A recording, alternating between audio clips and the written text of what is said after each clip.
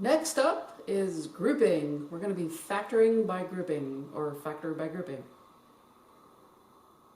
We know it may be a factor by grouping problem when there are 4 terms given and the terms seem to be all related to each other.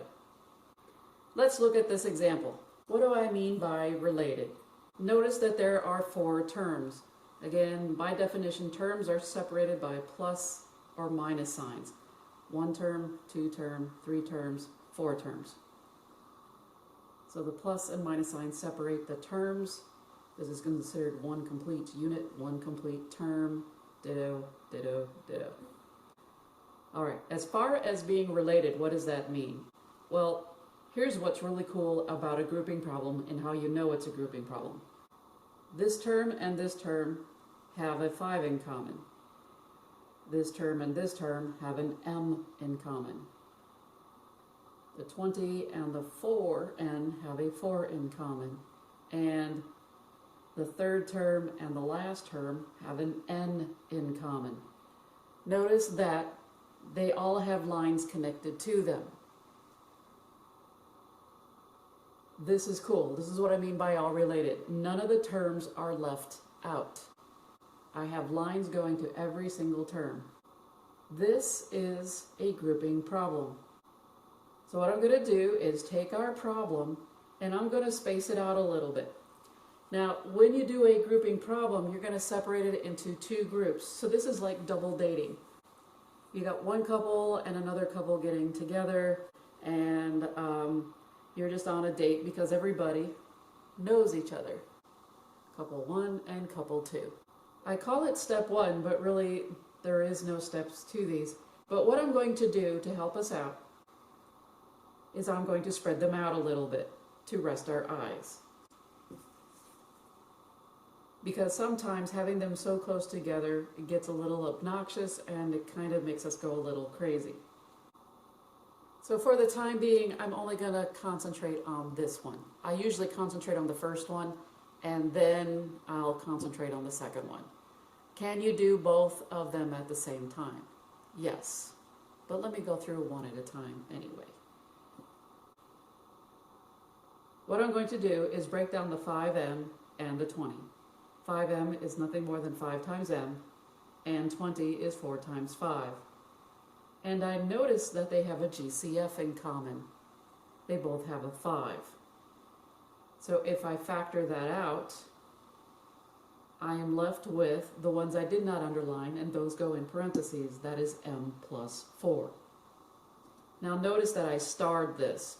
And the reason for that is whatever you form here is what you need to form on the other side when you do this same thing over here. You want to factor out the GCF. When you do, your parentheses that you form over here better be the same thing. That's what we're going for. So this side is done. I am now going to hide this side so I don't look at it and just work on this problem. All right, so we have mn plus 4n, and what I'm going to do is break this down a little bit. mn is just m times n, and 4 is 4 times n. Now, I did not break the 4 down because there is no number here. If there was a 2, then I would break down the 4 in terms of 2 times 2. But there's really only an imaginary 1 that sits right here, and so there's no reason for me to split the 4 apart. I do notice that they both share an n in common. The n is my GCF. So I'm going to factor out the GCF, which is n. After I factor out the n, I have a set of parentheses, and what goes in there are the items that I did not underline. Notice that without looking, I form the exact same parentheses. That's what we want. They need to look exactly the same. That is key. So step 1 is to take them in terms of individual components, the first couple, and separate it from the second couple. And each couple will form their own set of parentheses individually. The first one usually designates what I want for the second one. So individually, I factored out the GCF, and these are my leftover components from couple 1 and couple 2. That was the whole idea for step 1. Also, to make sure that these are the same. From here, we're going to go to step 2. Step 2, what I'm going to do is I'm going to smush our two results, our two couples, I'm going to smush them together so that they're back together again. And then I'm going to factor out the GCF from the entire problem. So I smushed them together, and now I can factor out the GCF from the entire problem. Both couples formed an m plus 4. Notice I underlined the GCF. That is what I'm going to factor out. And when I do, please understand that they're in parentheses. They stay in parentheses when I do factor them out. Whatever I did not underline will go in parentheses. And that's it. So I did a lot of steps to this problem. Do you have to do all those steps? The answer is no. You can shorten them up, you can skip steps, that is perfectly fine. Another question that a lot of students ask me is, does the order matter? The order of the parentheses doesn't matter. In other words, I could have another answer of 5 plus n times m plus 4. So the order of the parentheses, no, does not matter. All right, we have a new example. And I want to know if this is a grouping problem. Now you may think this is silly about me asking you, is this a grouping problem? But there is another problem that does have 4 terms. And sometimes it's not as obvious as to what it is. So that's why I really want to enforce the idea of what is a grouping problem. My dog is bored. So what I'm going to do is just see if they are related. I have a 4 and a 4. I have a D and a D. I have a 3 and a 3, and M and an M, a Y and a Y. There are lines going to each and every term, and therefore that tells me that this is a grouping problem. So let's start out with my problem once again. From here, since we have 4 terms, I'm going to split them into couples. Now that they form their own couples, and I can see what my couples are, what I'm going to do is space them out from each other. I'm starting step 1. Now that I have them spaced out, I'm going to concentrate on the left-hand side. On the left-hand side, I see that these two have a D in common. That is the only thing they have in common, and therefore I'm going to factor out the D, and I am left with whatever I did not underline, 4 minus 3m. That goes in parentheses. Again, this is what I want to form on the right-hand side with the other couple. Again, I spaced them out. I'm going to be working on this couple right here. And I notice that they have a Y in common. Since they have a Y in common, I'm going to factor that out. Now, I need to address this. I know I did not do it in the other one. But when I factored out a Y, this Y needs to have a sign attached to it. Since I factored out a Y is implying a positive. This needs to have a sign here.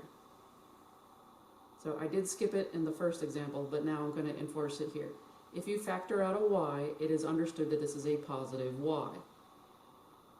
I need this sign.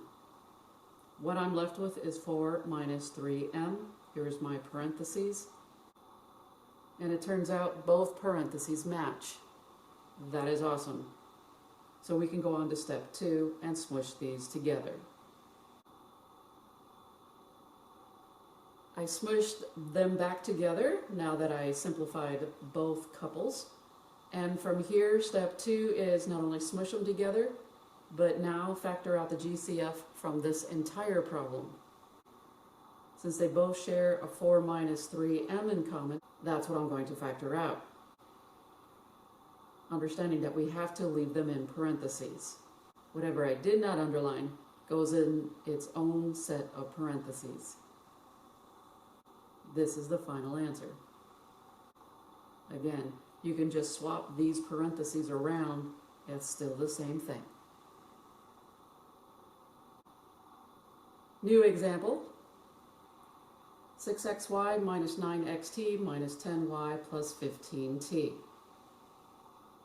Is this a grouping problem? We have, if you just want to do variables, you have a y and a y, and x and an x, a t and a t. From here we can say 5 and 5, we can say 3 and 3, we can also say, let's see, what else can we say? We can say 2 and 2, and we can also say 3 and 3. There's a lot of lines connecting everybody, therefore this is a grouping problem. It's a little messy, but that's okay. Step 1, as you know, I'm going to take the first two, separate them from the second two. Understanding that this is a minus 10y, this minus sign goes with the 10y when I separate it. Now my couples are split.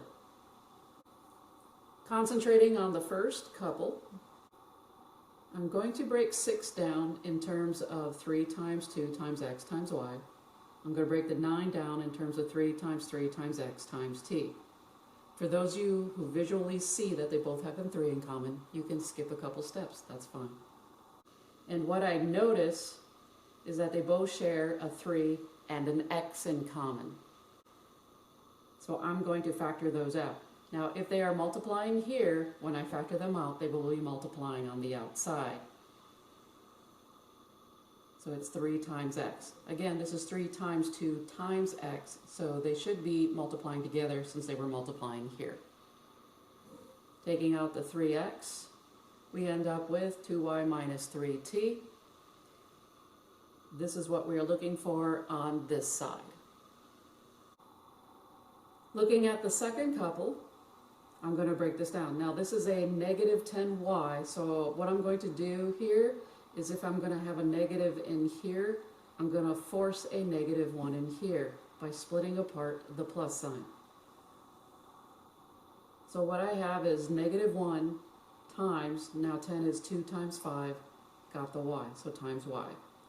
Split apart the plus, so this is minus minus, and 15 is 3 times 5 times t.